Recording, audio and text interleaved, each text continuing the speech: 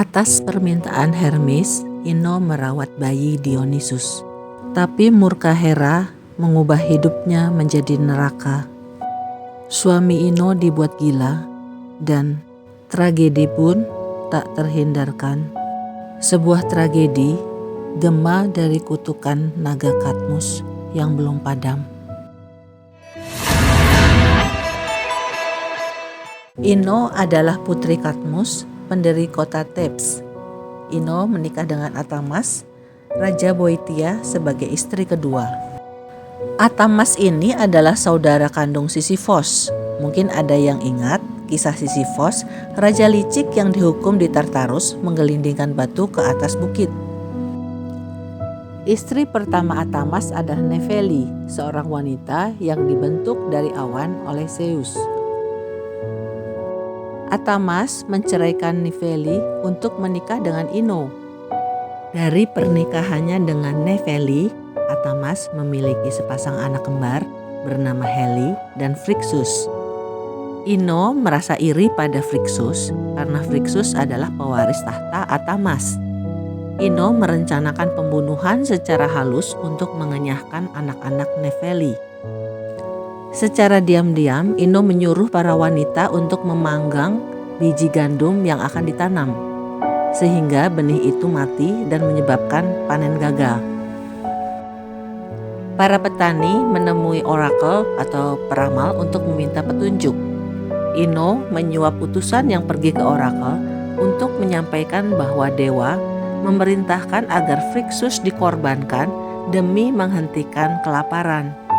Namun sebelum Phrixus dikorbankan, Nefeli mengirim seekor domba emas untuk menyelamatkan Phrixus dan Heli.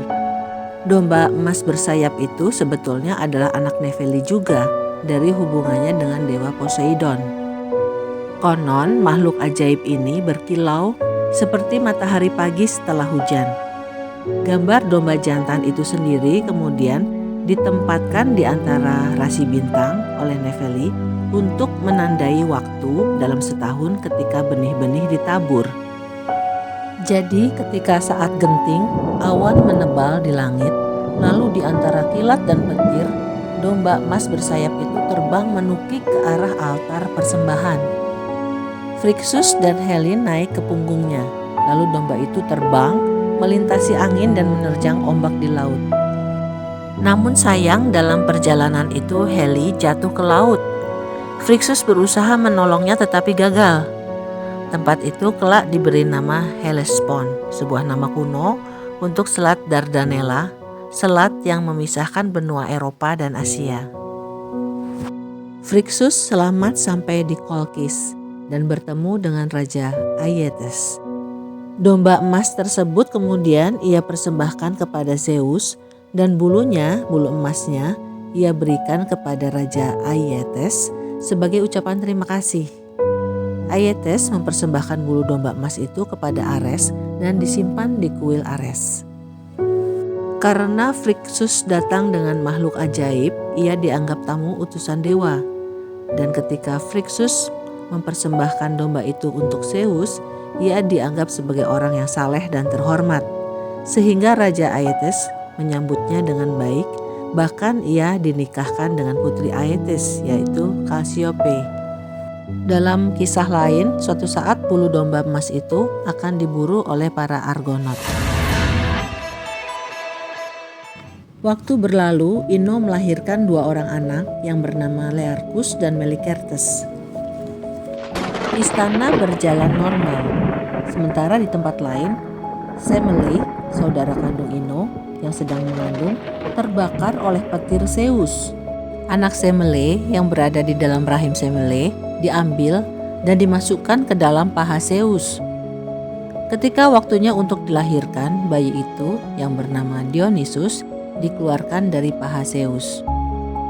Bayi itu dibawa oleh dewa Hermes ke istana Atamas agar dirawat oleh Atamas dan Ino. Ketika Hera mengetahui hal ini, marahlah ia pada suami istri itu karena telah melindungi Dionysus yang merupakan anak dari selingkuhannya Zeus. Kemudian Hera mengirim Tisiphon ke istana Atamas. Tisifon ini adalah salah satu dari 3 Erinyes, yaitu Dewi Angkara Murka dalam mitologi Yunani. 3 Erinyes ini pernah muncul dalam kisah Orestes. Digambarkan bahwa Tisifon memasuki istana dengan membawa obor yang menyala dan ular yang melilit rambutnya. Kehadirannya menebar udara dingin dan bau busuk darah. Tanpa banyak bicara, Tisifon melemparkan racun kegilaan. Seketika pikiran Atamas langsung terbalik. Dalam kegilaan itu Atamas melihat anak-anaknya adalah hewan buruan. Atamas membunuh Learchus dengan melemparkan ke dinding.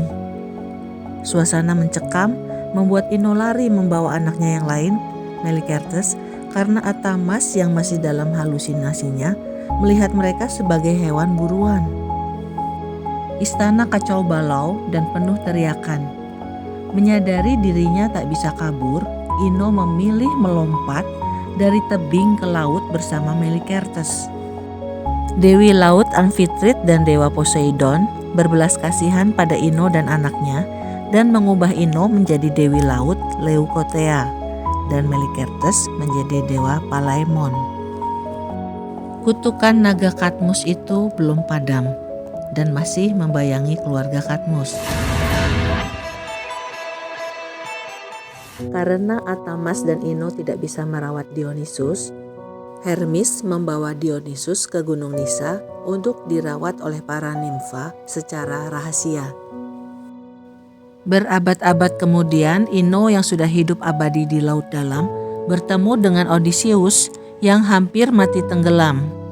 Ino atau Leukothea lah yang menyelamatkan Odysseus dengan selendang ajaibnya. Terima kasih sudah menyaksikan video ini hingga akhir. Sampai jumpa lagi ya.